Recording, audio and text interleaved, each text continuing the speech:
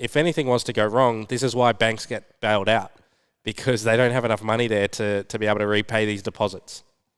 And if they go, the whole system comes down. Literally, the whole thing comes down. So they can't fail. They can't fail. It's literally, and that's why the currency will continually get debased, because if it doesn't, the banks will fail. And if the banks fail, the whole system collapses and the party ends. Exactly. The party will end. And they can't allow that to happen. They can't allow the share market to drop, because what's relying on the share market and the bond market? It's pensions. So all of these baby boomers that we've now seen go into retirement, they're relying on that money in order to retire. Let's just go and see the world and just show them what it really means to live life golden. Yeah, we're golden, baby girl, we're golden. Whew.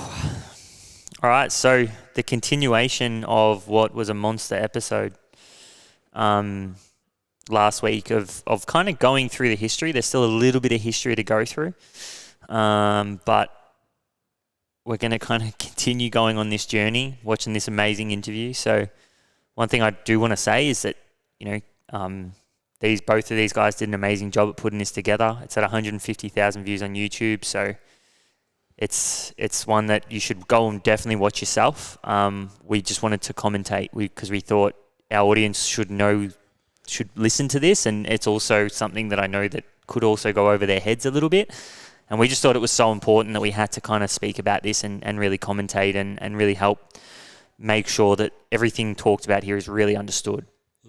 So we made It compounds everything we've been talking about for the last 6 months. Exactly, right? And it's ties everything in. Exactly. So we're going to continue on with some history lessons and kind of talk and listen to some of these core snippets that we think are really, really important. So we're going to dive into the next snippet. Well, I lived through and worked through and invested through 2000, and that was a bubble because equities decoupled from gold, from real estate, from everything, right? And assets have a relative valuation, always have in history. Mm-hmm. So basically, gold versus real estate is a trade-off everybody will make at a certain point.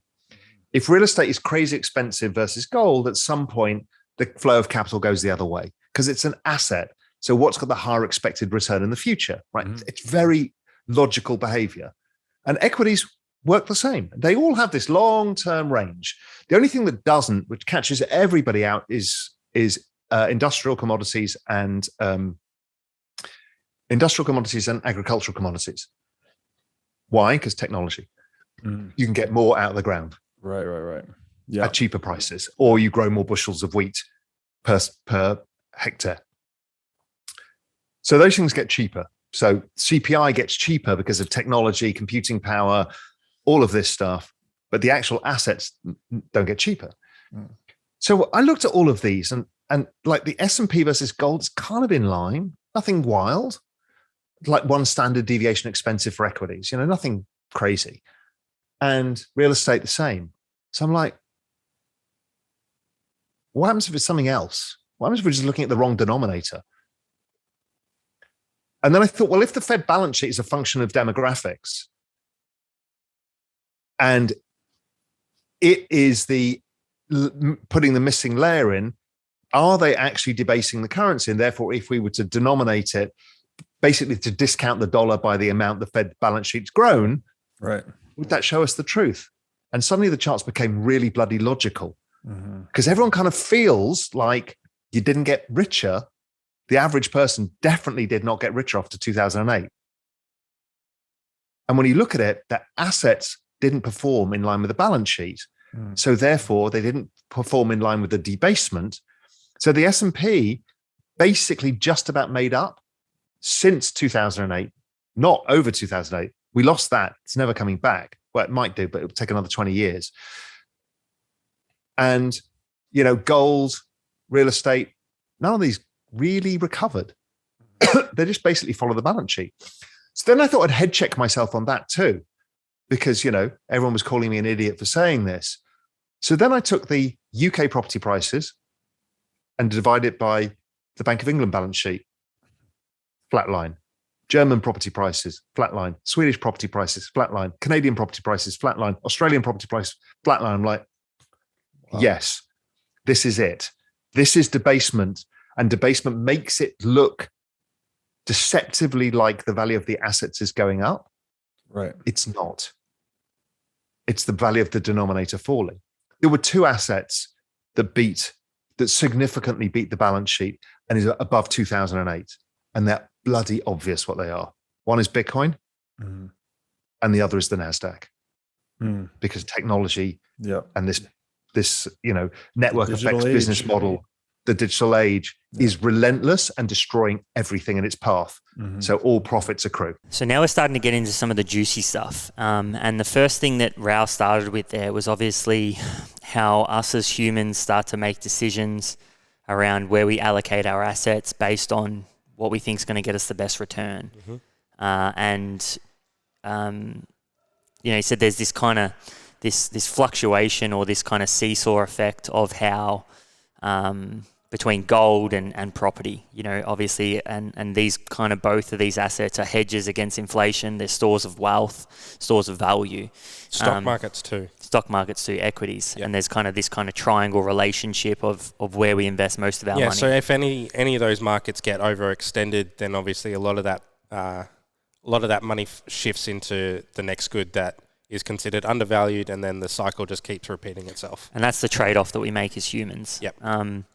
Which I thought was really interesting, especially as he starts to, we think about it now, and I make the correlation to property prices being super, super high now. And, usually what you would do in this situation is you would go take some money because maybe you don't think property is going to get you a good return anymore, and you start to push that money into gold. But there's a better option now, and that option is Bitcoin, digital gold, right? And I think that is the correlation that I make right now, even to the point where you could probably say, well, we see that interest rates are obviously starting to go up at the moment. So some of that money is going to, that money is going to start to get funneled into the next best option, which at the moment is Bitcoin. Yeah, well, I mean, we say that, but we're probably going to see money continually shift into the market. So what's that going to do? It's going to continue to drive up the prices of stocks. It's going to continue to drive up the prices of property. The only issue with that is, as he mentioned, that if you base the denominator as the M2, so basically the money supply, those assets haven't actually been going up in relation to the money supply. And so what he was indicating there is that over the last 10 years, since 2008, the only two asset classes that have outperformed that printing of the money is Bitcoin and also NASDAQ stocks, which makes sense because they're hyper growth sort of technologies that just based on their mechanisms and with Moore's law, and then also what's it called? Wright's law. No. Metcalfe's? Network effects. Yeah, Metcalfe's law. Yeah. Just through the sheer adoption of these assets and the ability for, because the adoption is taking place at such a mass scale, it's also reducing the cost of these assets too. And so they just gain these monopolistic powers that basically accrues all the wealth. And so this is what we're seeing with those two asset classes. And we'll probably continue to see that over the course because these technologies just keep advancing. Yeah, and when he talks about the denominator, right? So initially, he was saying that the way they would look at these charts is they would look at gold versus property, and they would kind of that's how they would kind of look at which one's outperforming the other. Yeah, they would make those kind of connections and correlations there. Yeah. And then what he said is that when he shifted that and he obviously used the Fed balance sheet and divided that by, these different assets, they actually hadn't increased. And that's kind of what you were saying before. Yeah. So what that means is that they stay on point, like they stay on par with the printing of that money. And the printing of money, again, is based on the demographics, so the labour participation rate. And what we're going to look at now is just have a look at some of these graphs, so that we can start to at least show you guys what this looks like from a visual standpoint which you should be able to see pretty soon. But if you actually look at the US Fed balance sheet versus the US labor participation rate, you can see that literally follows it exactly. That graph only says till 2019, but if you were to look to 2021, it again keeps following it. Yeah, and so we continue to see that labour force participation rate continues to decrease as well. Yeah, exactly. And we're actually hearing stories about that now. Like if you think about the stories that are in the newspaper and you think about all these different things, what we're really seeing is less and less people wanting to go to work, right? And we're seeing more people retire as well. Exactly. A lot of people retiring and so on. And then the next graph that we look at is the Federal Reserve balance sheet versus the US housing prices. And it's the same thing. It literally follows. And I actually tried to pull up some graphs on the Australian, and although we couldn't get a graph where they were both correlated, we found one of the Reserve Bank balance sheet of Australia. And if you look at kind of 2008, you see a spike. It then comes down, and then it starts to work its way up all the way until 2020, where we see a massive spike, obviously because of COVID and the pandemic. And then if you go down and look at the house prices of Australia, you see the same thing. So what you see is around 2008, you see a drop, and you see that spike kind of go up. It comes back down, and then it slowly makes its way back up as we get to 2020, and then we start to see that spike back up again. I mentioned before we did the podcast that the Australian property market's a little bit different because our market is heavily dictated on the amount of investment funds that flow through from China as well. So ours doesn't necessarily show, because we've had a property boom here in this country for the last 30 years. We haven't seen a period where property prices have gone down at all. And so the reason for that, whereas obviously over in Europe and in the US they did during the GFC, because their whole system was levered up so much, but because we're so interconnected with China, we saw a lot of that investment just continually come into our country, and throughout the entire GFC and that sort of thing, China has been printing money at such a rate that their economy has been growing at 6, 7, 8, 9, 10% every single year. And so we see a lot of that filter into our country too. And so this is why we haven't seen a downturn in the Australian property market, and why we have some of the most expensive property in the world. And that's why China also have the leadership style that they have. Right? Because they know that if they can control their people and the middle class, they can continue to print money, to continue to acquire some of these hard assets around the world and drive their power, or their power ranking in a sense, around the world. So that's why they have that kind of leadership style. Yep. That's why they trying to ban Bitcoin and keep it out of their system, because they know that the system they've got is the thing that's giving them power. As soon as they give that power away back to the people, that can really start to change. Which is why you see them clamp down on all of their property developers, on their bankers, and also their giant tech companies as well. Because as you see in the US, Facebook is basically a sovereign nation state on its own. Basic, like without borders essentially, and the same could be applied to Microsoft, Apple, Google, because they generate so much of their revenue from overseas and this sort of thing, and they've got that many users. Same thing applies in China, where these companies just gain so much power that they almost have more power than the country itself, and so this is why they've clamped down on that, because they want to keep it as controlled as possible.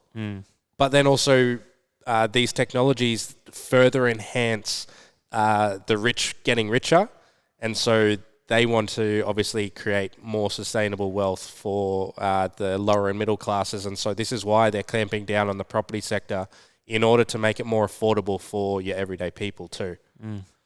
So this is crazy what happens over there, man. Like how much control they have and how much manipulation actually goes on. Is just wild. Well, you look at what happened with Jack Ma, so the founder of Alibaba and also Alipay, or Ant Group. So they were trying to float the financial division of Alibaba, and they basically said, no, you're not IPOing, and he had to go underground. he was shut out from the rest of the world for, it was like 6 months or something, because he just kept coming out like saying all this stuff against the Chinese government. And so what they do, they basically say, go in here and you're not going to have a word. So wild. And Crazy. then, so you're taking all, we're taking property prices, we're taking the S&P, we're dividing that by the balance sheet, and we're showing that they're just flatlining. So people aren't actually getting richer from investing in these; they're actually just maintaining their standard. No, so they're getting purchasing poorer, power is continually decreasing because these assets continually go up in price, but their wages haven't gone up with them. So because of that, purchasing power is decreasing, and they become poorer in the long run because of it. Yeah, so because of that flat line and asset prices going up, they're actually becoming poorer. Their standard of living keeps running away from them. Yep. And they have to keep, they somehow keep this kind of system going. Exactly. And then the interesting thing, the only two things to kind of beat the balance sheet was Bitcoin and the Nasdaq, which you mentioned, which was because then they're technological. So they use network effects, and obviously we measure that. So and these technology companies have higher margins because they rely less on labor, because an organization's biggest cost is the labor that is required. So because they're able to the code does the work for them in the end of the day, especially with companies like Google. Like a lot of their algorithms are now just run by AI. And so because of that, their profit margins are ginormous. And because of the way that these sort of organizations are set up, it all just funnels into the top. And so that's why there's no real competitor to Google. There's no real competitor to Apple, Microsoft, Facebook, all these sort of things. So yeah, 100%. And I think something that's important to note here as well is that when they talk about property prices, they're talking about property prices if you were to buy a home and sit on a home for a long period of time. Property obviously has a different utility there where you can flip and you can develop, but that's not what everybody does. No. That's not every, if you think about people barely being able to afford a home, once they get that home, they're not going to be able to afford to flip those houses unless they're in some of the I guess the more high-paying jobs or even running businesses and so on. So when we talk about property, yes, there are other ways to generate wealth through property that may have bet that, but on average, if you factor that in just in terms of the actual growth of property, that's kind of what they're talking about. Same applies with investment property too. So people think that them going out and getting more and more investment properties is actually making them wealthier. So someone might own 10 investment properties and they've got all this cash flow coming in, but realistically, they've actually got $10 million in debt. And so none of that is liquid net worth. None of that is cash sitting on their bank account or on their balance sheet or whatever. So realistically, they're poorer because of it. And because the property has only been going up because of the money supply, they haven't actually outperformed. And so it's really deceiving. And I know it takes a lot to sort of wrap your head around this sort of this concept, but I mean, this is the current world that we're currently living in because we are on a fiat system that is currently debasing at a rate of 15 to 20% every single year. So unless you're getting a return outside of that is greater than that, you are no better off. And it's the sleight of hands, right? It's the fact that when people buy property, and all of a sudden we see property prices, they're like, oh, I'm getting richer, right? And then that kind of reconsolidates that. But we see it in companies as well. So Raoul later on, he mentions companies like General Electric, AT&T. We see it here in Australia with like Telstra. These sort of businesses, they have that much debt on their balance sheet, but because they can go out and just refinance their debt, because the interest rates are so low. So again, the fiscal and monetary policy that they've got at a point where it is just helping to expand the credit within the system.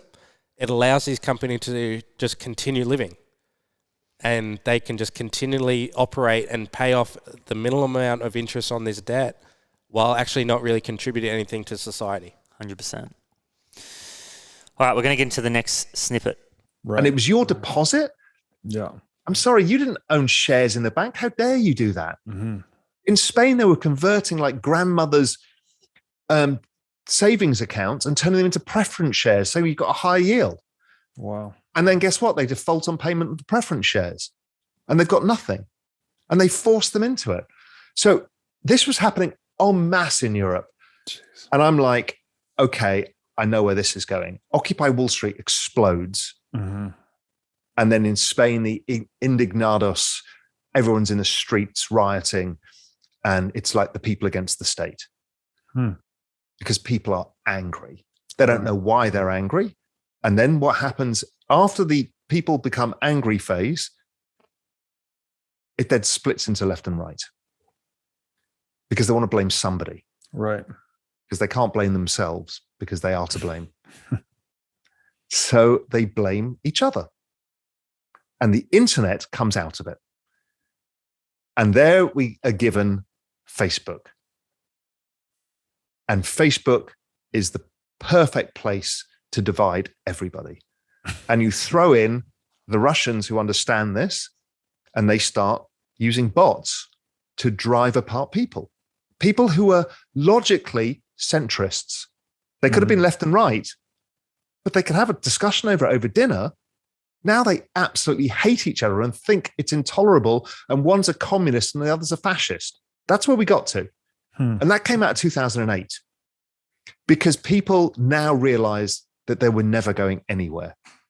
That social contract, the contract of the government and the people, had failed. And I don't think the government could ever have met it. Don't forget, over in Europe, we've got another system issue that we haven't yet faced based on this, is how the hell are we going to pay for the healthcare? It was a lovely idea to give free healthcare, but that's a bill we can't pay when these baby boomers go through death. In the US, you've got the other problem. Everyone is like raging against the health insurance. Why is health insurance high? Because the baby boomers are going into their aging phase where they're becoming ill.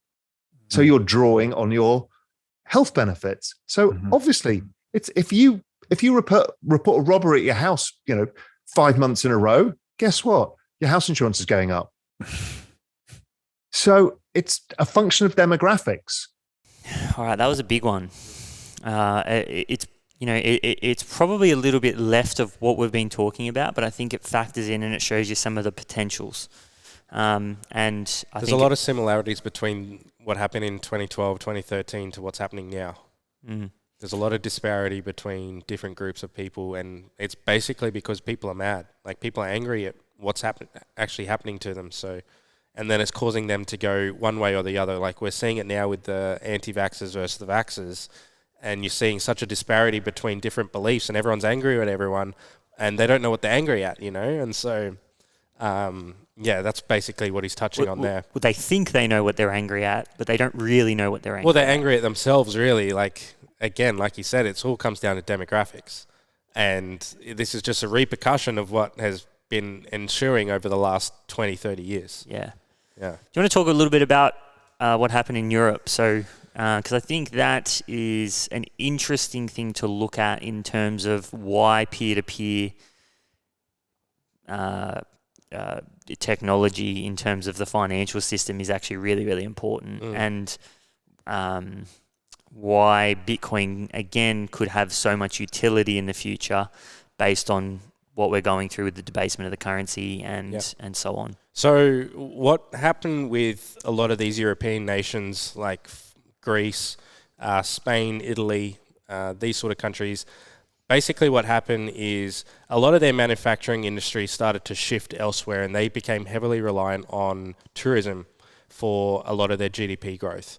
And they were also suffering from a declining participation rate, so there were less people coming into the workforce. But because of the GFC, they saw a lot of, because they had built up such indebtedness into their system, their property market just collapsed on itself, basically. And it never really recovered.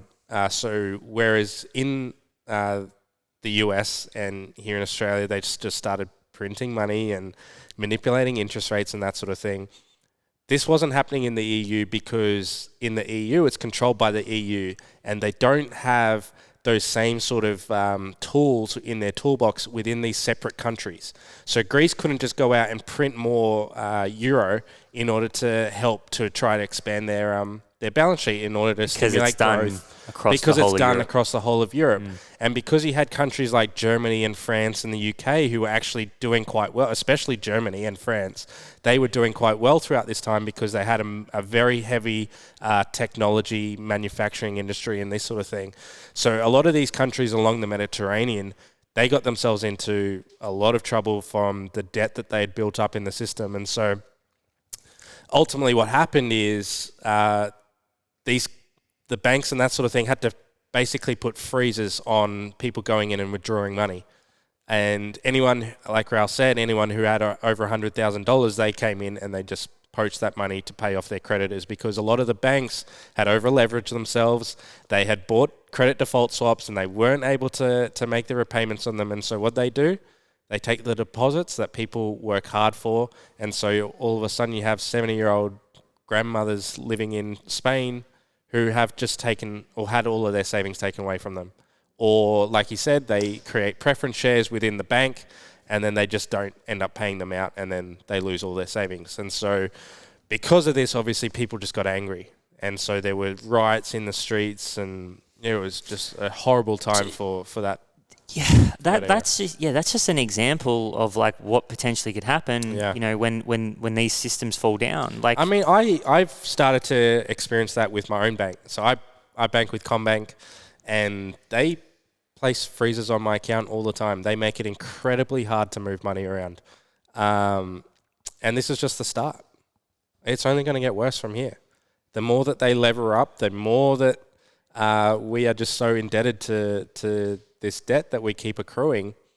They're just making it harder and harder because and then the regulators come in and they're telling them to stop providing so much credit out into the market as well.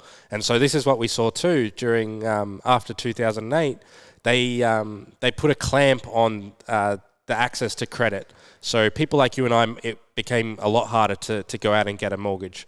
Whereas what happened for large companies like AT&Ts and this sort of thing, because they were large businesses, they had access to this capital and they were able to just keep extending that on. And so he'll touch on it later, but throughout the 2010s, we go through this period where we build up a corporate debt crisis. And then, there's just even more repercussions for that as well. Yeah. And we're starting to see it through COVID, where we started to see these zombie companies just being gifted money, essentially, which allows them to continue operating. And I think it's interesting because you put so much trust in that system. You do, yeah. And like, it gets to a point where you're like, I mean, who would think that the banks would take your savings? Mm-hmm. Right? Who would actually think that? Well, this is the thing that people don't realize. As soon as you put your money into a bank account, that becomes an asset on their balance sheet, and they then go out, and so it's called rehypothecation. So they'll go out and they'll re-lend that money, but at 10 times leverage. Yeah. At 20 times leverage. So every dollar that you put into the bank, they're going out and lending that 10 times, 20 times the amount. Mm-hmm. And so this is where, like, they're just not collateralized enough. So if anything was to go wrong, this is why banks get bailed out, because they don't have enough money there to be able to repay these deposits. And if they go, the whole system comes down. Literally, the whole thing comes down. So they can't fail. They can't fail. It's literally, and that's why the currency will continually get debased, because if it doesn't, the banks will fail. And if the banks fail, the whole system collapses and the party ends. Exactly. The party will end. And they can't allow that to happen. They can't allow the share market to drop, because what's relying on the share market and the bond market? It's pensions. So all of these baby boomers that we've now seen go into retirement, they're relying on that money in order to retire and live off.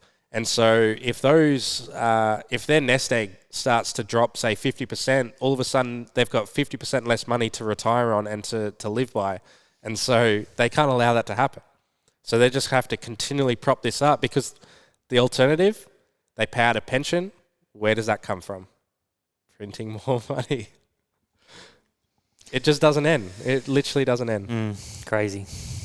Very crazy. All right, so we're going to dive into the next snippet. Around 2010, another catastrophe happens. The baby boomers can't afford to retire. Only the rich can. So they're leaving the labor force participation rate and others are being marginalized. So they're still in the labor force. And now that bloody 86 million kids are. They had too many kids. So now you've got the two largest demographic bulges in all recorded history in the labor force at the same time. And technology is exploding. What do you think is going to happen to society? Do you think this is a smooth thing? No, this is the fourth turning. Right. And the fourth turning is the transition of power from one demographic to the other. Wow. And that is what we're playing out now. And that is going to be the destruction of the rules-based global order system and a rebuilding from scratch. That is the rise of crypto. That is the rise of blockchain. That is the wholesale change. And what is going to come in politics, maybe not what people want to hear, but it's coming. And you can't almost avoid it. So that's the next part of this story.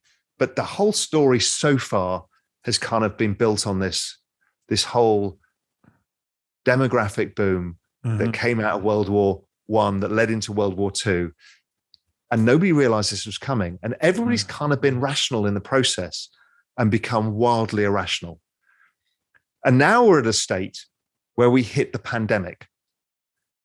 Now in the pandemic, remember, there's always a debt bubble somewhere. So after 2008, that was the end of the household debt bubble. We still had the student debt bubble because the millennials hadn't left. Yeah. So that's going on. But what we get is the new one, which is the corporate debt bubble. So corporate debt explodes because they do access the credit because it's easy for them to get.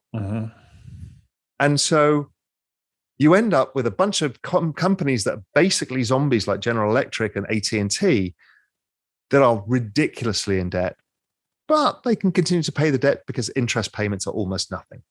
Right. So you do that and you ignite a corporate debt bubble.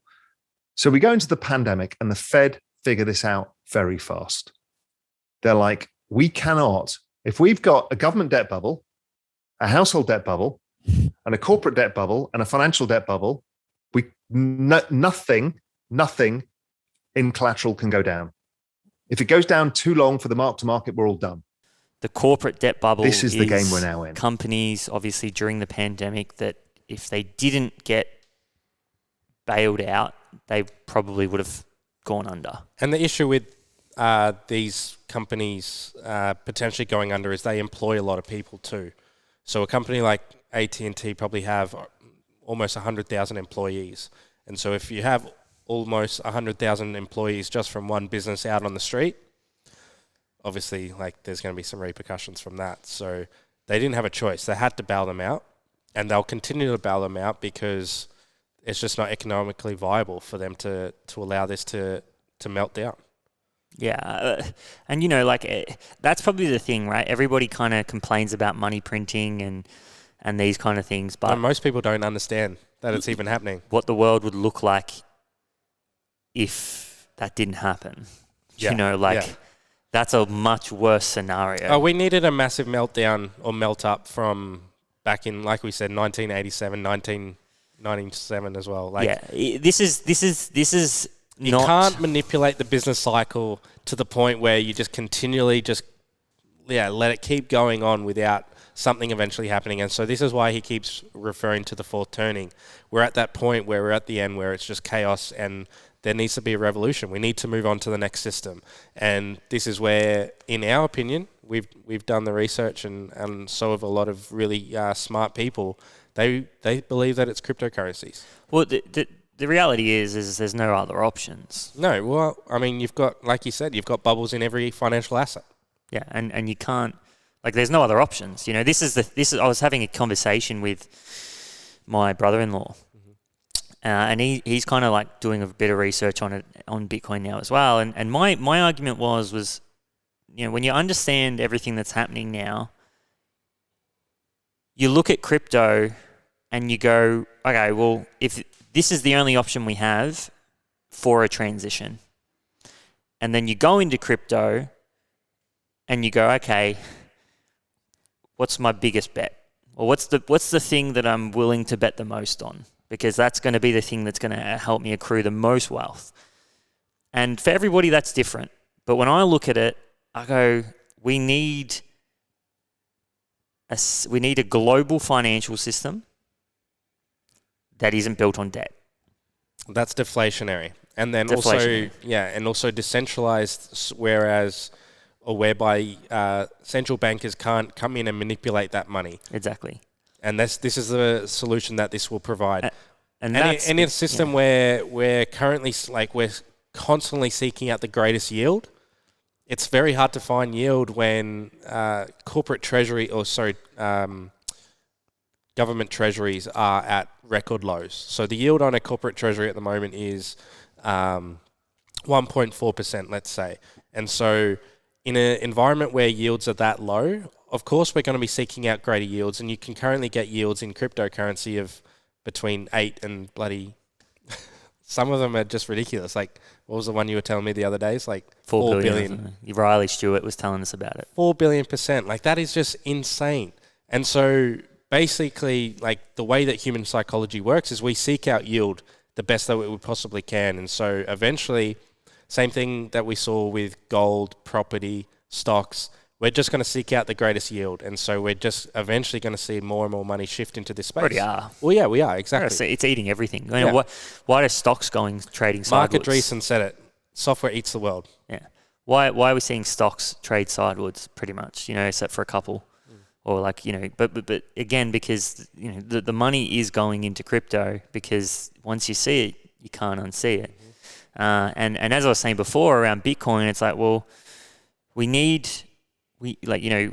let's say we talked about it before, but let's say, or we haven't talked about it yet, but let's say the cost of energy does go to zero and so on. Mm-hmm.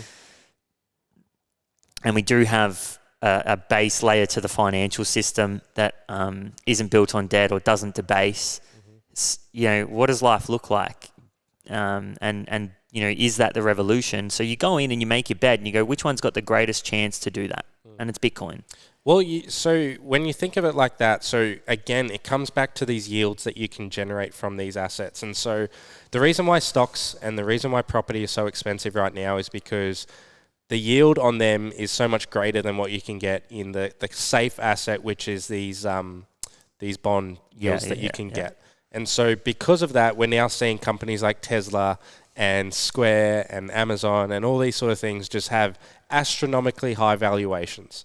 And so people start to question whether they're actually worth that, and that is perfectly justifiable because, no, they're earning 30, 40 times their revenues, and that's kind of insane. But once everything starts to shift and is then based on a yield that you can potentially get, say Bitcoin's long-term yield is 10%, that's going to readjust every other asset class. And so you're now going to see a debasement in stocks, in property, and then all of a sudden stocks become more affordable, property becomes more affordable. Because the money starts to flow from those. And this is where we see that generational shift in wealth go from these current traditional assets to this newfound system that we're going in. And it just becomes a fairer system for everybody. Especially as the velocity of money drops. Well, that's which right. we talked about before, because the boomers who are now retiring, their monetary spending starts to shift. Mm-hmm. They're not going to be spending a lot of money. Yeah. We're going to be the ones spending all the money. And what are we? We're the ones who have experienced the full throttle of house prices and these assets being so inflated. Student loan as well. Exactly. So we're going to start to shift our money into the thing that makes the most sense for us, that's going to give us the best yield. And we're lucky in the sense that we've grown up with these technologies, and so we understand them better. And so it's perfectly understandable for a baby boomer not to understand this space, because it is technical, it's really challenging. Yeah. And I think that's the thing that this interview's really put it in perspective. Like Scott Galloway coming out and shaming or calling out Tesla for their valuation. But when you understand the global, actual the macro framework that's framework, happening, yeah. it all makes sense. It's Yeah. not Tesla that's doing this. It's just people chasing yield exactly. because they want to grow their wealth, because they want to free themselves from the indebtedness that society places us in. The slave, what Raoul kind of said earlier around being a slave. Exactly. All right, we're going to get into the next snippet. The other thing that's happened, if people notice, is there's been a lot of people screaming the dollar's going to collapse and the dollar's going to rally. And what's happened is the dollar, defined by the DXY, the dollar index, has traded sideways for 7 years. Currency volatility is gone because every central bank is doing the same thing. It's not a story of the United States. This is a story of every developed country on earth. So all of their currencies are in line with each other because all the way, the old world of looking at relative currencies, that's basically nothing. So you don't have a currency market that operates. You don't have a bond market that operates. You don't have a credit market that operates. So what you've created is free capital, and that's created a technology boom. Great, except that's going to destroy the jobs of these millennials. And there's nothing you can do about it. And so it is a big, big mess. And it's been in the making for 100 years almost. Well, almost exactly 100 years. That's the issue with these demographic things, because you can never turn them. You can't change it. You cannot change the fact that China's population is now shrinking. You just can't change it. So China's trend rate of GDP is going to collapse, and they're going to be stuck with this massively indebted society and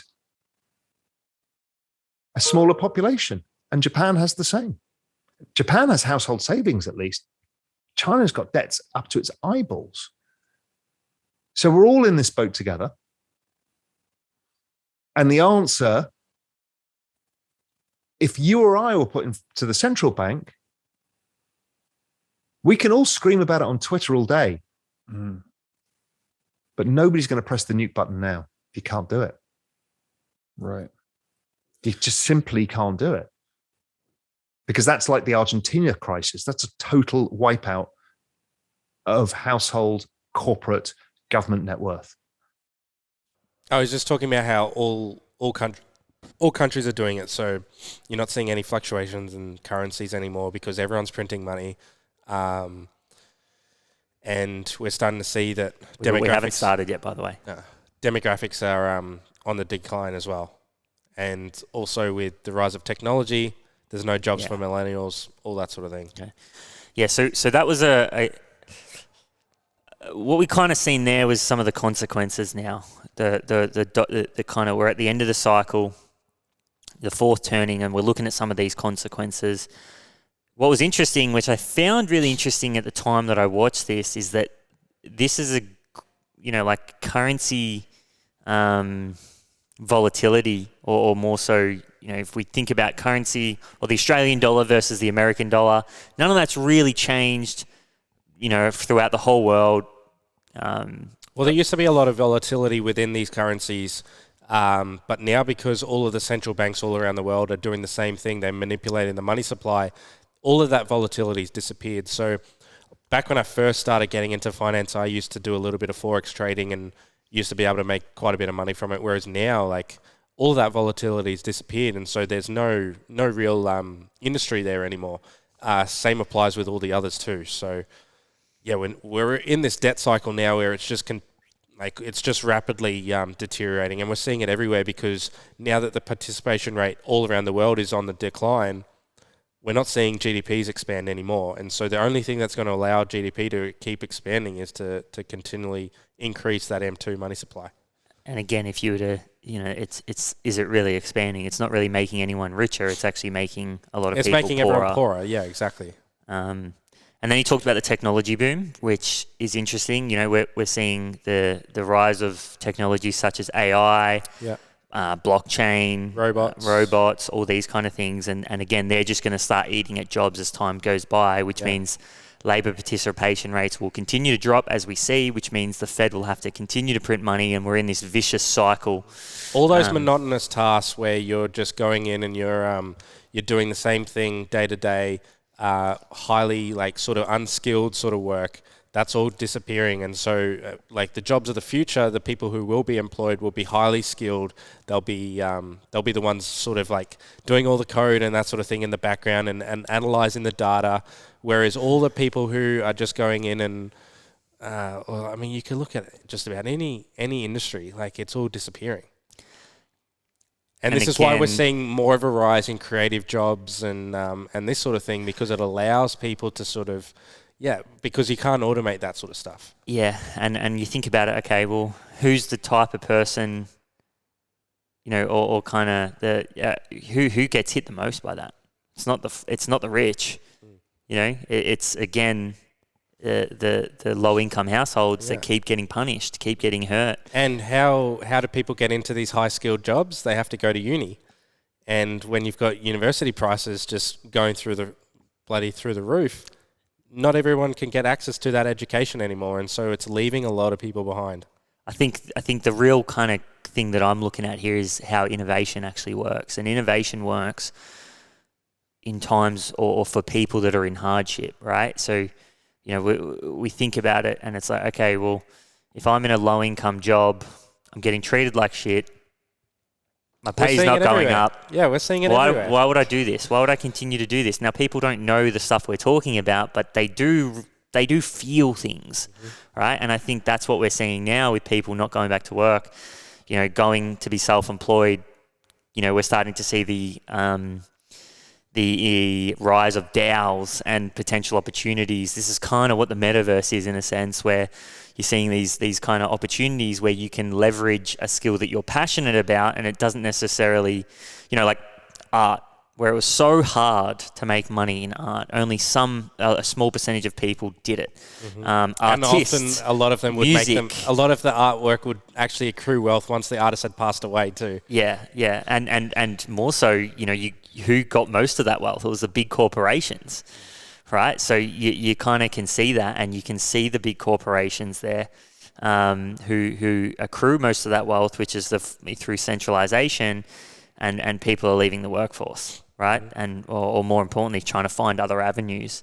Well, they're looking around and thinking, shit, property all around me is going up 20%, but my income's only gone up 1 or 2%. How can this be? I'm losing out in this rat race. Mm-hmm. I'm not able to catch up. I'm not able to keep up and maintain the standard of living that I had only 2 years ago. Mm-hmm. And that's what we're seeing today. Mm-hmm. And I think, and I just think, innovation happens when people, because humans feel things, and then therefore they try to find new solutions. Mm-hmm. And I think about everything we've just talked about and the cause and effect manner of them. You know what I mean? And it's so interesting to see labour participation rates will continue to drop. And we'll continue to see more money being printed in order to preserve these bubbles that are all around the place, because they've got no choice. The alternative is to let it all crumble. And I mean, I don't want to live in a world where we see something like that. Mm. So interesting. All right, we're going to head into the next snippet. That was the first thing, and I saw it very fast when I saw Bitcoin 2012. After Europe, I realized, okay, yeah, I get this totally. This is the future of everything, because I'd learned some shocking things in 2012. I went around the world to try and start the world's safest bank. And at the time, my idea was it should hold all deposits in treasury bonds of whichever country it was going to be. Mm-hmm.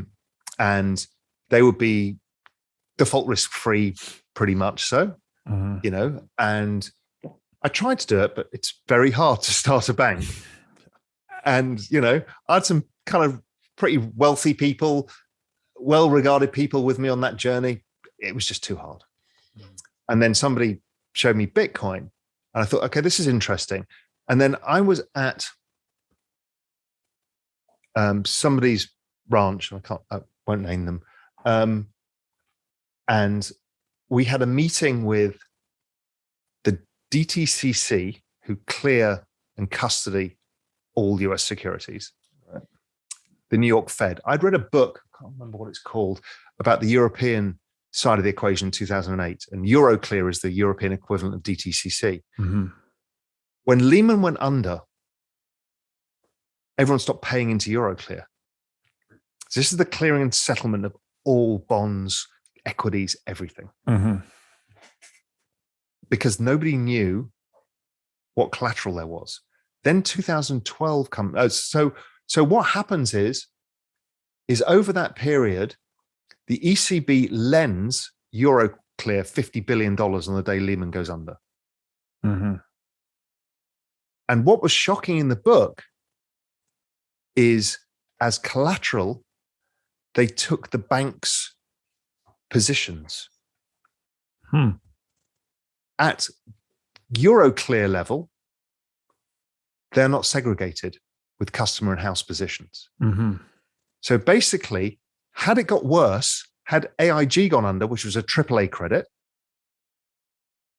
the whole system would have taken a haircut, and we wouldn't have known. So what we think is segregated and safe is actually not segregated and safe. Right. So then when Europe almost went under, we almost lost a sovereign state. That is the collateral of the system. That is the bottom of the pile. That is everything. And that is why Europe could not go. Because if it went, then that's the end. Because then the collateral layer is gone. The safest collateral of all, the government bond layer. So then I'm in this room with the DTCC and the New York Fed. And I say to the DTCC, I'm like, no, I said to the Fed first. I said, so let's say the DTCC has a huge default and JP Morgan defaults. Yeah, there's a problem, goes under. And there's a big hole because nobody's paying anybody anything. The system freezes up. What do you guys do? So, we'll lend them money. They can't go under. Great. DTCC, at that level, what do you pledge as collateral? And they said the same thing that the ECB did. And I said, is there a segregation at your level between customer and house? No. I'm like, okay, so nobody's safe. So the point being, what Bitcoin saw to me was that blockchain allowed the secure recorded ownership of everything, where it was traceable to who owns what. Right. And that was the problem that we had, is nobody knows who the hell owns what in an over-leveraged financial system. That is crazy. All right, so that is a little bit over me. Like, you know, I kind of get what he's saying, but I think... So the DTCC, basically, they are the clearinghouse. They're the ones who actually own... So, like when you buy a share, you get your CHESS holding? Yep. That is them. So DTCC is our CHESS holding. So imagine if CHESS went under. So literally all of the issuance and ownership of stocks, bonds, all of it. Imagine if that disappeared. They would take your collateral in order to pay their creditors, and then everything that you own is gone. That's ultimately what this is explaining. And then obviously that can't happen, so that's why they're like, well, we'll just lend the money. Yeah. Exactly. Because if that goes under, as you said, the whole collateral layer is gone. Imagine what people would do. It'd be chaos. It would be anarchy. Like that's the next zombie apocalypse. And it's crazy. You know what? It's crazy to think how much trust you put in the system. Mm-hmm. So again, it goes down to, so what he was saying is, because there's no blockchain, they don't actually know who owns what. And so basically, if you purchase government bonds or you purchase shares or whatever the case may be, as soon as it is in someone else, like, it is all centrally owned. And so as soon as it is not within your grasp, so back in the day, you used to be able to own your government bonds and your stock papers and that sort of thing. Before it went digital. Before it went digital. Now it's all housed in a clearinghouse. And so because it's all in a clearinghouse, it's the same as it's the not bank's seen depositors. It's not seen as this is Kyle's share. It goes of onto this, their balance sheet as an asset. and it's just one total pool of money. Exactly right. So, And so if so that that means layer they have to disappears- use that money to pay the debt, and So therefore if they default, they don't know that you lose your money, Yep. but everybody just loses their money. exactly. Fuck. What the fuck? That's what the system is. That's what we've What the built. fuck is that? That's what we've done to the system. And this is what we talk about when we say we've hyper-financialized the whole thing. Like, it's indebted to everything. But the problem is that we don't know who owns what. Fuck. This is, if you're listening to this, I hope it's blowing your mind, because I kind of knew what that meant, but now I really know what that means, and that is wild. But I think it even, that's not the system that's going to help you, me, the person who's listening to this in the future. We see As the things same- this get less stable, Mm-hmm. as things get less stable, everyone, it is your responsibility to ask yourself if you still want to participate in that system if you're listening to this. Mm-hmm. And if you don't, you have to assess your other options. And your only other option right now is crypto. And that's what they're talking about, why weighing that up. But why crypto? Because it is decentralized. It is not Bitcoin. owned. Yeah. So it is not owned. Like, it's not able to be manipulated by... The data isn't.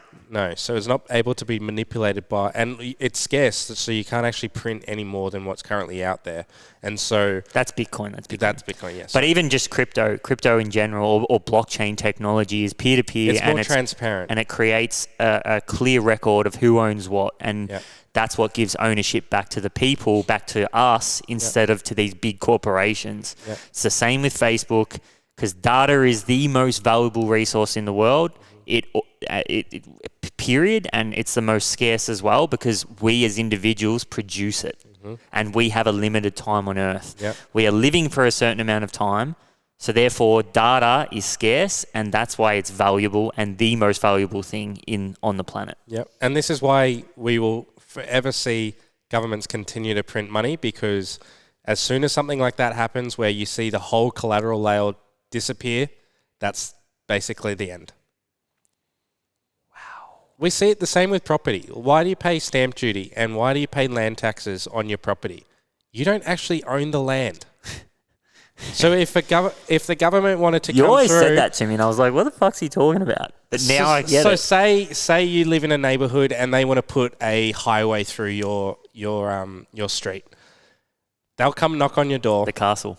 Yep, exactly. They'll come and knock on your door. Anyone from Australia who has seen the castle, we're talking about that very fucking thing. Yep. So they will come and knock on your door. They will offer you a price 10, 20% below the asking value, and you will have to take it.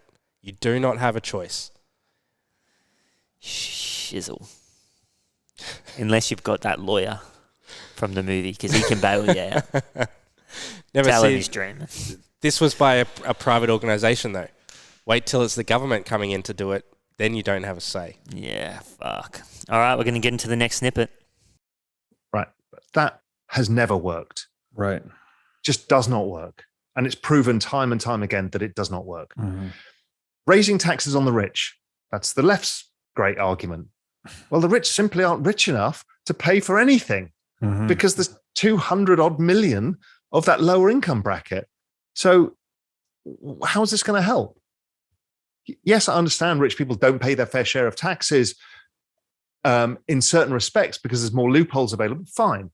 But generally, this is not going to answer your question. This is not going to solve the world's problems. It's not going to pay off the government debt. The other one is, well, cut interest rates. That's the usual answer. Well, we kind of know that doesn't work, right? Yeah. And that makes the rich richer. The people with access to the capital have more capital and more leverage ability, and they make more money, and everybody else gets screwed. Then there's deficit spending, the fiscal stimulus. Fiscal stimulus does put money in the hands of poorer people, but you debase the currency. Right. So their assets go up and they don't get anywhere. It's okay if you do it for living improvements like healthcare, because that's probably a net benefit. You probably don't mind being slightly poorer in the future, but healthier. That's a trade-off. Mm-hmm. That's an okay trade-off. You may want to take it. You may not want to take it. It's up to the individual. The Austrian approach is let it all fucking burn. Well, it's way too late. Yeah. You know, everybody's an Austrian economist until it happens to you. And I'm a business cycle guy. I get it. Yeah. But we lost that. That train left the station in 1997. Yeah. Well, I would argue that a lot of these, all roads lead back to this Austrian worldview, though. Because so we've got wealth redistribution. If you tax the rich, you're going to incentivize the rich to hold their assets in something that's untouchable, right? That road leads to Bitcoin. Trickle down economics, more debasement, that road leads to Bitcoin. Cut rates, more debasement, that road leads to Bitcoin. Or you can have this deficit spending, fiscal stimulus, also creates debasement, which leads to Bitcoin. So I have a very hard time seeing how this doesn't end in a more Austrian world. Yes, but the Austrian view can't prevail right now in terms of creative it has destruction. to blow itself up, or I agree with you. Whimper itself out. Yes. Instead of step back and let it burn, this thing is going to gas its own fire until there's nothing left of Bitcoin. It's gonna play out. What's the first thing you said there? So he was basically saying, how do we get ourselves out of this, essentially? And he was talking about left and right. Yeah. And he was talking about how, certain, governments on the left or politicians on the left think that this is the answer. Politicians on the right think that this is the answer. And inevitably, they all lead to the same place. And that's kind of what Robert Breedlove was saying towards the end there. And then the Austrian way is to let it all burn. But Raoul was saying that we can't do that now, which we've talked about throughout this episode. You just can't do that. No. Right? But I thought it was interesting. Like, this is just purely what we're going through right now. It seems to be like a transition to a new system. Well, you can't manipulate the business cycle like that without having any repercussions. And now, because we did everything that we did in 1987, we did the same thing in 1997, we did the same thing in 2008. Because of that, we've manipulated and we've extended the cycle out to the point where it's now unsustainable. And so it'll just it's like the Grim Reaper. You can't cheat death. It's just going to keep knocking on your door. Exactly. And so literally the only scenario that they have is just to continue to debase the currency. And in doing so, we're just going to continually see government debt just keep increasing. What that's going to do, it's going to lead to more asset inflation. It's going to lead to more inflation just in real goods that we pay day to day. Eventually, we're going to see it probably rise in wages growth because that will have to get passed on to employees and this sort of thing. But eventually, it'll whimper out. It'll implode on itself. And hopefully, by that point, we've got this new system in place which will allow us it'll help us grow our wealth, and it'll then hopefully allow us to then reassign a yield to these other asset prices and all this sort of stuff based on, or in this case, it's Bitcoin. And I think, you can correct me if I'm wrong, but the other side of it is that as the US dollar, or as, we keep going down that path, the US dollar gets stronger. Yeah, because all the other currencies will start to collapse on themselves. Exactly. So the US dollar will be the last one because it's the biggest and it's the most widely accepted. And we actually do want a US dollar, so we do probably want a central bank digital currency because that's going to be a way for us to basically receive UBI and allow us to transact and that sort of thing. Because currently Bitcoin's not really a great asset to be able to transact with, and so we will see that, and we'll be able to manipulate that money, and we'll be able to put it into the areas of the economy that will actually need that money, but we're going to start seeing more and more currencies starting to basically debase themselves and eventually collapse. Yeah, Turkey's already happening. Turkey, we'll see it in Venezuela pretty soon. Argentina, unless they do what El Salvador did. Yeah, potentially. Well, so the difference between El Salvador and these other countries is El Salvador didn't have their own currency. So they were primarily using US dollar. Their only currency was the US dollar, and so they were getting debased without having any say over actually like manipulating their own currency. So at least with the lira in Turkey, they can still print more money. And that's why it debases. Exactly. El Salvador, it's not debate. Well, it is debasing. But they have no say. They don't get a choice. They can't print any money to try and combat that and pay off their debts or whatever because everything's denominated in US dollar. Crazy. Yeah. Crazy. And so we're going to start to see more and more currencies. There'll probably be, I don't know, the 10 largest currencies that will survive at the end. And then by that point, we'll probably transition into another, potentially a Bitcoin standard or something like that. All right, we're going to head into the next snippet. The other approach is extending the working age even further to push out the payments of pensions and the offset the demographics. It doesn't help. There's too many people in the workforce as it is, as we've kind of proven in this discussion. So those are the normal ways of doing it. Yeah, and let me ask you a question here.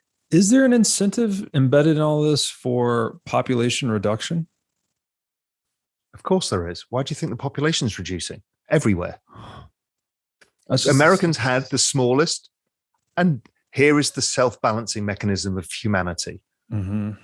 Because what is about to happen is the exponential age, where technology takes over everything.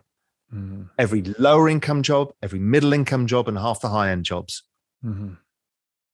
And this is the problem we have to solve.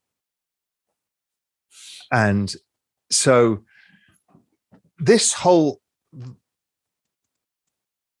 that whole thing comes, and if you get it right, and here's the optimism, your GDP per capita explodes. Mm-hmm. Because the population shrinks.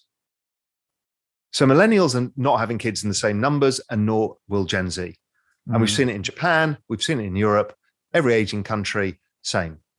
So all of the I think we'll probably peak at about 9.5 billion people, 10 billion people globally. And then we're probably likely to decline for however long, a few hundred years, whatever it may be. Mm-hmm. Because robots are going to replace humans. So we don't need humans. So humans on a simple level will just say, well, I can't afford to have kids, which has been partly what's going on. That's what happened, particularly in Europe. And then it becomes, well, I don't know what job I've got. And poorer countries don't need as many humans to look after family units for income and all of that kind of stuff. So that whole equation changes with technology, but technology is going to change a lot of this. And within that, I think is where some of the potential optimism can lie.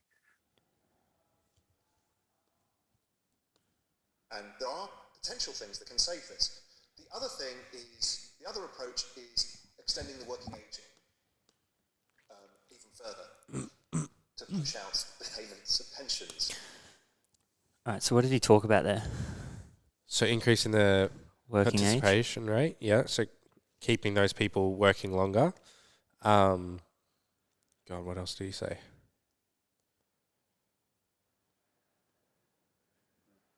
Because the population shrinks.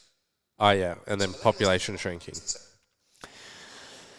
So yeah, so he started off there talking about another potential future, which is obviously increasing the working age. Only problem with that is obviously we've already got such a dense population in the workforce that there's just not enough jobs for everybody. Nah, and then he obviously talked. He talked about the exponential age and the technology boom and how robots, AI, and a lot of these different technologies will just start to take the jobs of some of those lower skilled jobs, which we've talked about. Mm-hmm. Which is, technology is like a hockey stick, in terms of how it grows. And it usually happens before your eyes, where it's happening, and all of a sudden it's happened. Yeah. So that can happen pretty soon. In the next 5 years potentially. So it's very interesting, and that's a real reality. And then there's I loved how he talked about some of the byproducts where humans, millennials, are having less children. One, because they can't afford to have them, and two, because of the fact that they don't need them. They're too expensive. Yeah. Let's be honest, kids are too expensive. China realized this, and this is why.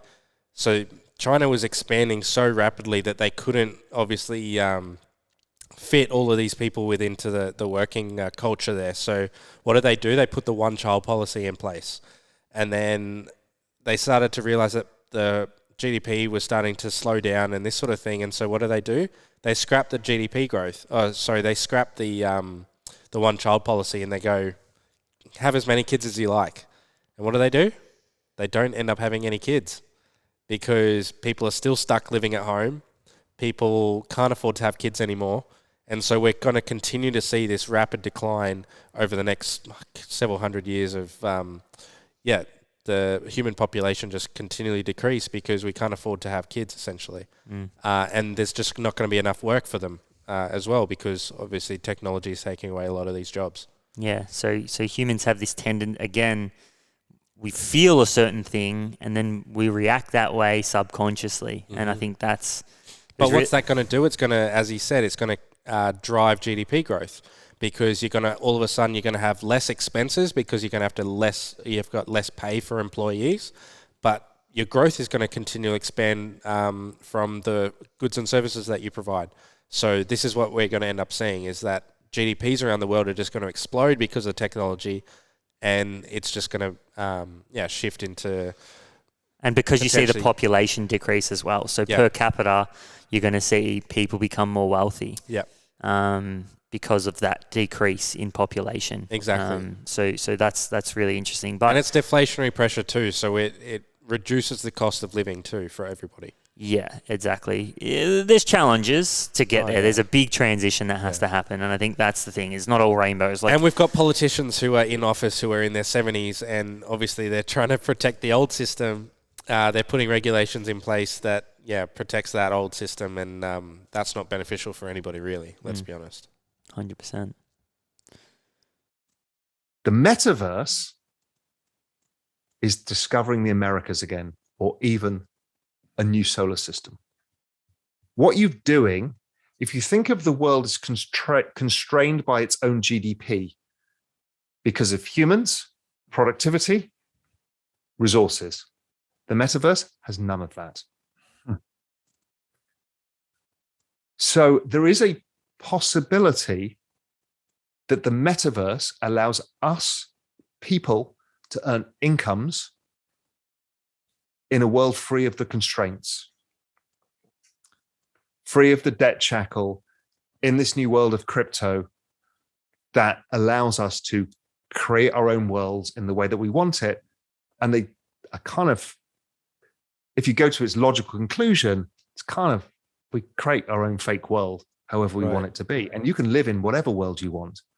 Like you and I will live in different online worlds. You'll be on, one social media site, I'll be in the other. We'll be reading different articles. We live in different worlds already. Right. Our worlds overlap quite a lot, but we live in different worlds. Yeah. But sooner or later, I can be in a room with different people. Right. And they can be all around the world. And they can all be all like-minded, which creates all this splits and a realignment of what states are. And this whole thing of this fourth turning is we're going to a very, very different world, much like the post-British Empire world was very different to that world. Right. 15, 20 years away. Now, the metaverse is not one place. It's not one thing. Right.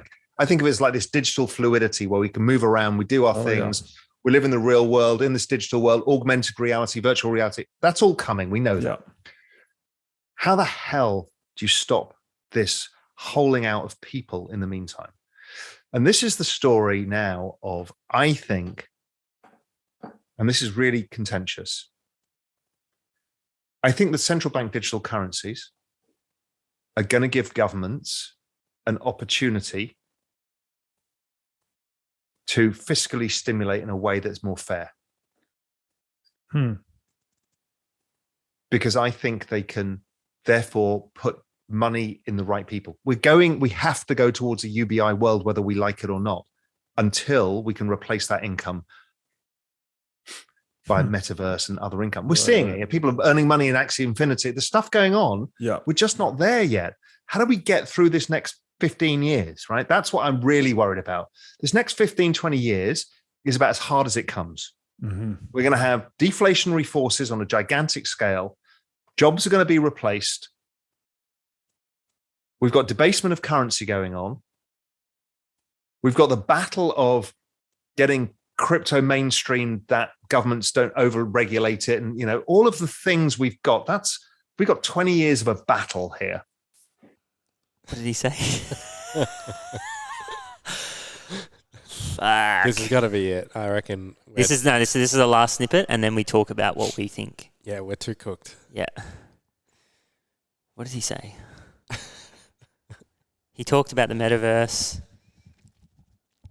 and then he talked about the hard period that's ahead. And how we transition to being able to earn an income from the metaverse. Yeah. All right, so that really sums up what he believes the metaverse, or why the metaverse is suddenly upon us, and what it will be. Talked about the ability for us to go into these worlds and they become these kind of digital sovereign states that eventually we go into and we kind of earn our income from there, which I got to say I do agree. Well, so like you said, it's like we're rediscovering the Americas all over again. So we've got to build all of these towns. We've got to build your banks and your churches and everything, and all your different industries that surround all of that. And so what he's sort of getting at is that we have to basically build this from scratch. We have to build the internet all over again, essentially. So we have to build the new Facebook. We have to build the new Amazon. So obviously with that, there is a tremendous amount of opportunity, but it's going to take, like you said, 20 years to be able to do that. It's the same thing applied with the internet. And now we're seeing all of this speculation in the space as well, especially with the NFTs, which will probably see a 90% drawdown because the current use case is not necessarily what they're going to be used for. But as we transition towards a more user-friendly sort of environment where we have all these different use cases with DeFi and the metaverse and all this sort of stuff, there's just going to be so much opportunity and growth in this space that we'll all be able to profit from it. But then he did sort of mention how we're going to get from this point where technology is starting to eat away at a lot of the jobs for your everyday people, and how we're going to transition from here to there. And I think it's spot on. It's going to be via fiscal stimulus, and via the current way that they do fiscal stimulus is they purchase corporate bonds, which trickles, or it goes to the top, and then it sort of trickles back down, or they put money into bank accounts of different people.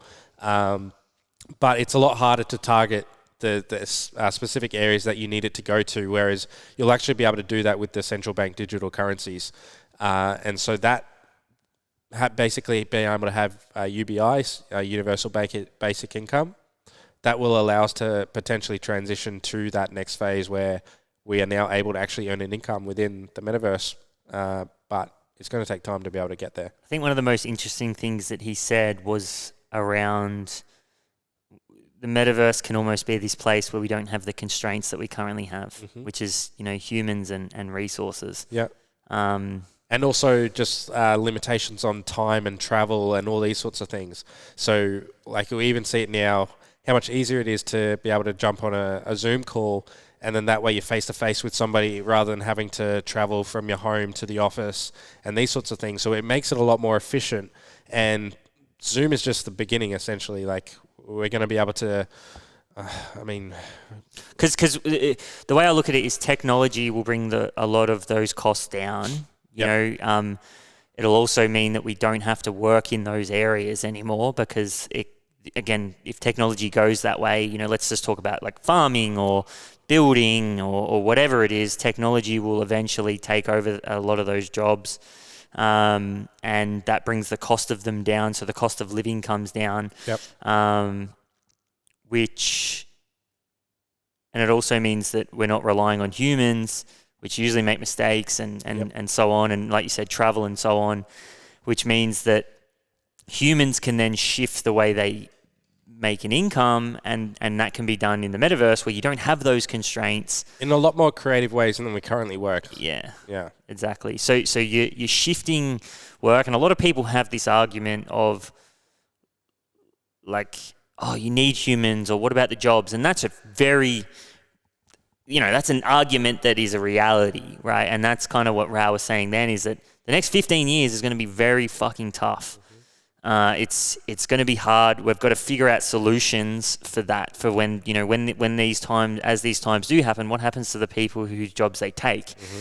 That's a very scary thought. It's a transition we have to go through. But on the other end of this is that world potentially where we don't have those constraints. We're earning an income in those, in the metaverse, and the metaverse is a place of passion and culture. So you're earning it doing what you like to do, what you enjoy to do, and you're not working out of necessity. Whereas right now we're working out of necessity. People can't leave their jobs, or they, probably more so over the last 10 to 15 years. You can still shift around, and you can potentially start your own business and have a little bit more freedom. But how many people can't do that? Well, exactly, because you're indebted to the repayments that that you have to slavery pay that in we your were home. talking about, Exactly. previously. So I thought that was really interesting around the constraints that you have, and potentially why. I think that's what a lot of people struggle with. Like, the metaverse, like, why the fuck would I do that? Or that's a load of shit. But in reality, I don't think it is. And this is kind of why I'm saying, think less of playing a video game and more of a micro economy where you go to earn income. Yep. Because earning income in the real world with the current financial system isn't viable anymore because of all of the shit we've talked about throughout this whole podcast. From World War One. Exactly, from World War One and everything there. So, it really makes a good case for the metaverse, and it starts to shift the metaverse from this place that's built on NFTs, which is like, digital artwork that has no value and all this kind of stuff, into this world. Well, no, like, this is potentially where we start to earn our income from now on. Once we make that transition. You kind of have to wrap your head around it being like the current sort of world that we're in now, whereas instead of it being a physical space, it's going to be this digital space. And in doing so, there's a lot more efficiencies in that as well. Let's talk about so one thing, the cost of production going to zero. Cost of energy going to zero. Yeah, because we actually haven't shown that snippet, but that's something that he mentioned in there. So you want to explain a little bit about what that is? Also, essentially what he's getting at is that we will eventually get to the point where all the energy that we consume within society is produced via renewable sources. So from wind, from solar, from volcano, from nuclear energy, these sort of things. And ultimately, because of Wright's law and Moore's law, the cost of that will go to zero. And so in doing so, like everything basically, like the whole system that we currently have operates on the cost of energy, and that's why a lot of things they cost so much to produce, and then obviously to then on sell as well. So just in the sense that we're going to be able to eventually bring that cost down to zero, it's going to then be able to spread a lot of that wealth elsewhere. So that's what he's sort of getting at when it comes to... And that's through things like solar, like solar, I'm pretty sure Elon said it, but there's enough solar, or there's enough area in South Australia alone to fuel the world's energy sources, or something like that. So don't hold me to it, but there's enough fucking space on the earth to fuel the world's energy through solar. Yep. AI, robotics, a lot of these kind of things, even things such as car and travel, in terms of humans potentially won't ever have to own a car, because if Tesla keeps going the way it is, you could, instead of paying Uber, you pay Tesla a subscription, and because of autonomous driving and the rise of AI technology, you don't have to have drivers, so again, we're removing a constraint, which is a human. A human is a constraint in that world, and it's hard to wrap your head around it because that's the world we've lived in for so long. But when we have, an asset like Bitcoin, and we have central bank currencies, and we do get to that world, all of a sudden the tide turns. Those constraints aren't there anymore. We're not in that system anymore. And then, as I said earlier, everything gets reevaluated as well. So everything will get reevaluated to the yield that we currently receive on your Bitcoin, for example, and then that'll bring down the price of property, equities, and then that's when you're going to see a redistribution of the wealth that is accumulated from Bitcoin and Ethereum and all these sort of things into these other assets, and that's just a freer and fairer world. Yeah, and that's potentially when you can go into these microeconomies in the metaverse and earn your income, because you're not working out of necessity anymore, but you're actually more working because you can, and you're entering a world where you work for passion and you work for culture and an abundant world. And I just think that out of all of this, innovation comes from hardship. It comes from constraints. It comes from inequality, and that will always happen. And it comes from these sporadic black swan events that occur, and usually they are shocks to the system that drive this innovation. So yeah, for sure. All right, that is big. So I guess I'm going to put in, I've got a note here that I wanted to think, and it's demographics drove down the cost of capital, which accelerates the pace of innovation. We're seeds of our own demise from some of those historic events that we've talked about, and we're probably heading towards a more democratic world, right? The nature of society, we're decentralizing. We're getting more ownership. More ownership's coming to the people. More equity is coming to the people. There's just a big fucking what if of 15 years. We just have to hope that regulators do the right thing and they allow this innovation to advance at the pace that it needs to, and allow there to be the opportunities for people there as well. And if they regulate it in the right way, they distribute income to the places where it's needed in order for us to shift to that landscape, then I mean that's where the opportunity lies. But I mean that's where the big if is whether they allow it to happen. Yeah, definitely. All right, so to wrap this up then, what do we think? What how do we see it? What do we think I know that we've kind of gone through and we've kind of obviously given our opinion on certain things, and we do agree with a lot that's said, but how do you see it all? Well, I still continue to think that they're just going to debase the currency. We're going to see stocks reach new all-time high. We're going to see property just continue to go up, but the thing that's going to outperform is going to be this the crypto space, and we're just going to see that much innovation in that space. It's going to blow everything away. And we're going to continue to see things within the sort of the NASDAQ and that sort of thing just continue to progress. And in my point of view, it's going to be a much freer, it's going to be a much more open economy. And it'll be a lot more prosperous for those of us who have been screwed basically by the system. That's the way I see it. Yeah. Yeah, I mean, I have to somewhat agree. I think property is an interesting one. I'm interested to see what happens with the tokenization of everything, because I think once you start to tokenize real estate, does that actually bring the price of real estate down? How soon does real estate tokenize? That could be again what happens in that space. Well, even just through that alone, that's going to enable so many more entrants to enter into that space as well. Because currently people are being priced out, or they don't have enough access to the credit in order to get into that market. Whereas if you have tokenization, you can go in and you can buy 1/100th of the ownership of whatever property that you want to get into, and then all of a sudden you're a property owner. Yeah, and it's peer-to-peer, so it's not a REIT. What is it? A REIT? REIT, yeah. Yeah, it's not a REIT. It's very different to that because it's peer-to-peer. It's you actually own it. You're owner, yeah. Whereas a REIT is a lot more centralized. It's essentially like an ETF. Yeah. So that alone will actually start to take, it's different because we're going to see a lot of money shift out of the traditional financial instruments. When you think about it that way, it's like, okay, well then what are my options? Okay, well I'll probably get into Bitcoin because there's no upfront investment.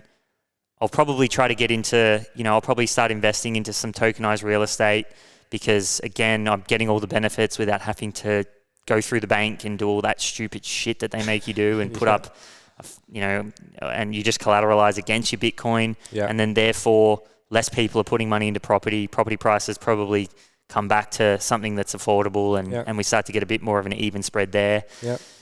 Less Money will be in bonds. I'm pretty sure that whole industry is pretty much redundant now because literally every single bond on planet is now earning negative rates. So we're going to see a lot of that shift into a yield that is actually positive and people actually starting to accrue wealth again, as opposed to, currently losing it. And I really do think we move to a world where everyone's self-employed. You know, when I say self-employed, it's more of the fact that everybody owns their own wallet, their own identity.